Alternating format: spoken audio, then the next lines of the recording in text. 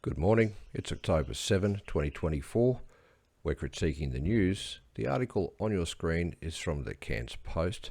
It's titled Our Biggest Bill Worry, and it describes Compare the Market's Household Budget Barometer 2024 report, which has an analysis of 3,000 consumer goods and the way that the everyday expenses we're suffering are sending us spiralling with some of the most worrisome bills, including groceries and after that, mortgage repayments, energy bills and rent.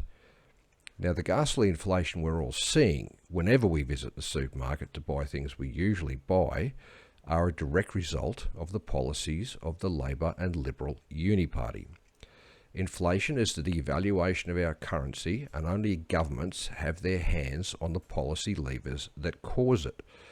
In Australia's case, we don't print money out of thin air like the US Federal Reserve does, and by the way, the US Federal Reserve is not a federal government agency and it doesn't have any reserves. It's a collection of privately owned central banks. So we don't print money like they do, rather we engage in rather reckless overseas borrowings that have the same effect. It doesn't need to be this way and it can be fixed, but the Labor Liberal Uni Party won't fix it because they're taking their orders from the foreign or unelected organisations such as the World Bank and the International Monetary Fund, which are ultimately controlled by the same globalists who control the United Nations and the World Economic Forum. Fixing it involves calling out all the globalists for who and what they are and helping all Australians understand the extent of their lies, with the biggest and most persistent lie being the one about CO2, which is plant food, having the magical capacity to trap heat and cause a climate emergency.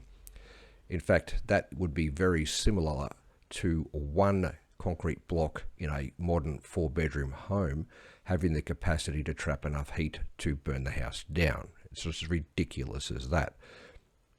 Anyway, that fake science is the lever that they and their tame Australian Uni Party puppets have used to strip us of our manufacturing and send it overseas. They've stripped us of our cheap fuel and electricity, and now it's how they're going after our food supplies and the mining industry that's paying our bills at the moment. The globalists hate the people of every country, but they particularly hate the white people who lifted people of all races and both sexes out of the slavery, poverty and misery the globalist families had kept them in for centuries. The globalists represent pure evil, and the smiling representatives of the Brisbane Labor and Liberal parties who are now offering you bribes using other people's money to vote for them are working for those globalists, whether they individually and personally know it or not. The only way to end the inflationary spiral is to cut ties with the globalists' organisations, and neither branch of the Uni Party is even going to consider that. To get supermarket prices down, we must begin by getting the Uni Party out of our parliaments and only voting for candidates who are willing to talk about the ugly truth of the globalists' agenda and who vow to help end their rule over humanity.